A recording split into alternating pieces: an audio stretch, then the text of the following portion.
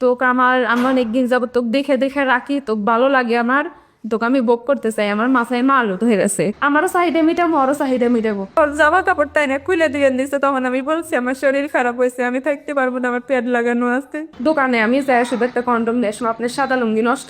দুপুর ৩টার নিস্তব্ধতা। নিজের ঘরে সন্তানকে ঘুম পাড়ানোর চেষ্টায় ছিলেন এক গৃহবধূ। ঠিক তখনই দরজায় কড়া নাড়ার শব্দ। ঠিক তার দিক দিয়ে আমার বাচ্চাকে খাওয়াইতেছি আমি রুমের মধ্যে। তো তখন আমার বাচ্চাকে আমি ঘুমানোর জন্য চেষ্টা করতেছি, আমি গোসল করবো বলে।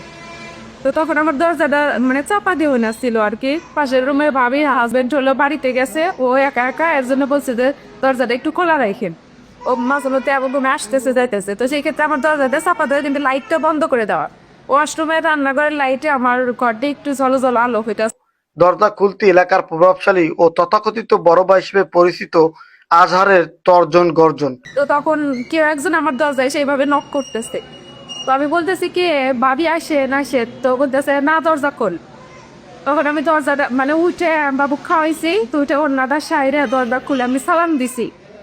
তো দেখি যে আমাদের মানে ওইখানে মহল্লারই এক বড় মানে যাকে সবাই সম্মান করে, তো আমি সালাম দিয়ে বললাম কিছু বলবেন আমাকে। সাথে থাকা অন্য একজনকে নিয়ে ওই গৃহবধূর উপর চাপিয়ে দেওয়া হয় চারিত্রিক অপবাদ। শুরু হয় এক পরিকল্পিত ব্ল্যাকমেইল ও বিভীষিকাময় পরিস্থিতির। তো বলতেছে তুই কি করস, তো রুমে কে? তো আমি বলতেছি আমার রুমে কেউ নাই, আমার হাজবেন্ড মাত্রই মানে 2টায় গেছে লাঞ্চে খাওয়া দাওয়া করে, আমার বাচ্চা আছে। তা তোর বাচ্চা তো কান্না করতেছে, কারণ ঘুমাইবো কান্না করতেছে, কোলে নে। তো কোলে নেওয়ার পরে ও বলতেছে যে তুই কি করতেছ সেইখান থেকে, তুই কি বাচ্চাস, আমার চোখ ফাঁকি দিতে পারবি?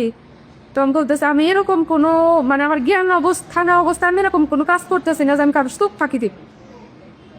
তো তার নাম কি? তার নাম হচ্ছে আজাহার, আর সাথে একটা কালো করে মোটা করে ওই লোকটাকে আমি নাম জানি না। তো ওই লোকটা হাতে এত বড় একটা হ্যাজিস্টি মানে যেটাতে মানুষকে মারে আর কি। তো উনিও পাশে দাঁড়ায় আছে। ভুক্তভোগীর অভিযোগ, দীর্ঘদিনের টার্গেটের সফল করতে আজহার এক ভয়ঙ্কর নাটক সাজায়। ওই নারীর ঘরে অন্য পুরুষ আছে এমন মিথ্যা অভিযোগে চারপাশ উত্তপ্ত করে তোলে সে। তো বলতেছে তুই এই জায়গায় নিত্য নতুন মানুষ নিয়ে এসে আদর যত্ন করস, তোর দেহ ভোগ করাইতেছস, তোর টাকার কত দরকার আমাকে বলদি, আমি তো দিয়ে দাম, তোর তো ভালোই লাগে দেখতে, আমার কাছেও খুব ভালো লাগে, তো আমাকে বলদি তোর কত টাকার দরকার। এটা আমার মানে অসৃষ্টি ভাষা বকাবকি করতেছে। প্রতিবেশী কেউ এগিয়ে এলে তাদের ভয় দেখিয়ে তাড়িয়ে দেওয়া হয়। এক পর্যায়ে স্বামী ও সন্তানের জীবনের ভয় দেখিয়ে গৃহবধূর মুখ থেকে জোরপূর্বক মিথ্যা স্বীকারোক্তি আদায় করে নেয় আজহার। তখন আমি কান্না করতেছি আর করতে অনুরোধ করে বলতেছে আপনি হয়তো ভুল কাউকে বলতেছে নাকি, আমি এরকম কেউ না, হয়তো একটু আগেও তো গেছিলি, আজকে সারাদিন আমি বাসা মেলি বেরোইনি, আমি যাবো কিভাবে? তো বলতেছে যে আশেপাশে সবাই বলতেছে ভাবি কি হয়েছে, কি সমস্যা কি সমস্যা? তো ওদেরকে বলতেছে যে একটা যদি দরজা থেকে বের হস তাহলে সবগুলারই মানে কঠোর শাস্তি হইব। তখন সবাই রুমের দরজা মানে ফ্ল্যাট সবাই লাগাই দিছে, লাগাই দেওয়ার পর আমাকে একা পাইছে, করার পরে অনেক কিছু মানে যারা তুই এটা করো। সহযোগীকে ঘর থেকে বের করে দিলে আসল রূপে আবির্ভূত হয় লম্পট আজহার। ওই নারীকে কুপ্রস্তাব দিয়ে সে দাবি করে দীর্ঘদিন ধরে তাকে লালসার নজরে রাখছিল সে। আমার ওকে থেকে এক ভাবি আমাকে এভাবে দেয় যে আপনি ও যা বলে তাই স্বীকার করে, আমি তারপরেও স্বীকার করছি যে এটা মানে আমি আমি ভুল করেও চলে থাকি, তাও আমি আপনার কাছে ক্ষমা চাইতেছি, মাস্ক চাইতেছি। তোর একটা বিড়াল আছে, এত বড় বিড়ালটা নিয়ে আমার রুমের ভিতরে ছেড়ে দিল, তারপরে আমার বাচ্চাটা তো আমার কোলে কান্না করতেছে। অসহায় গৃহবধূ তার পায়ে ধরে কান্নাকাটি করেও রেহাই পাননি।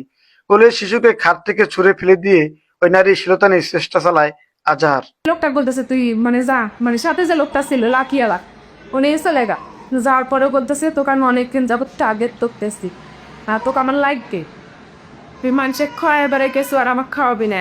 পরে আমি বলছি দেখেন আমি যদি কাউকে খাওয়াই বেড়াই, আমার কাছে যদি কেউ আসে, আমি যদি এরকম রিপোর্ট থাকে আপনি ধরেন, ধর আমার ফ্যামিলি আছে তাদের কাছে মানে বলেন আমি বিচার দিব, আমার যদি এরকম রিপোর্ট থাকে আপনি যে শাস্তি দিবেন আমি মাথা পেতে নিই।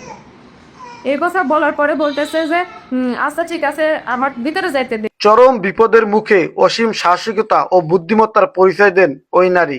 আজহারের লালসা থেকে বাঁচতে কৌশলে তাকে সময় দেওয়ার নাম করে ঘর থেকে বেরিয়ে আসতে সক্ষম হন তিনি। কি তুই যদি আমার ভিতরে না যেতে দেস, তোর যদি ভোগ না করতে দেস তাহলে তুই ভাবিস না, খালি তোর টার্গেটে রাখি না, তোর জামাইকেও টার্গেটে রাখছি, তোর জামাইয়ে মানে মানুষ কিসে লাগাই দে আমি তোর কাছে আসছি। তোর জামাইক মাইরে খালাম, তোর সন্তানিক মাইরে খালাম, মেয়েটা বলতেছে। বলার পরে আমি বলতেছি যে দেখেন আপনি যেটা ই করছে, পরে ও সরাসরি আমার রুমের ভিতরে ঢুকছে, ঢুকে আমার খাটের পরে আমার দরজা থেকে খাটটা একটু মানে কাছে, ওইখানে সেলাই বসে গেছে, সেলাই বসে পরে বলবো হাত দিয়ে পাও দিয়ে বিড়ালটা ফেলে দিছে। বা এটা কি বিড়াল জানিস? তো কি বিড়াল এটা? বা এটা হচ্ছে মদ্দা বিড়াল, আমিও নিবো, ও নিবো, আমারও চাহিদা মিটাবো, ওরও চাহিদা মিটাবো। এরপর স্বামীর কাছে পৌঁছে সমস্ত ঘটনা খুলে বলেন। আর আমি ওর কাছে অনেক অনুরোধ খুঁজছি যে আমাকে মাফ করে দেন, আমি মাপ চাই আপনার কাছ থেকে। ওর লাস্টে আমার দরজা চাপা দিছে দিয়ে আমার বাচ্চারা আমার কোলে থেকে নিয়ে কাঠের বার ফালাইয়া দিয়া ও আমার দৌড় সরার পরে আমি বলছি যে আমার শরীর খারাপ হয়েছে, রেখে আবার কে ই পাবেন, আপনি কেমনে কি করতেন? তারপরে ও বলছে যে আমিও এমনিতেই কর। পরে বলছি দেখেন আমি একটু ফ্রেশ হয়নি, আমাকে 10টা মিনিট সময় দেখো, তো কোনো সময় নাই কে, আমার কাজ আছে। বর্তমানে গৃহবধূ এই জঘন্য অপরাধের উপযুক্ত বিচার এবং অভিযুক্ত আধারের দৃষ্টান্তমূলক শাস্তির দাবি জানিয়েছেন।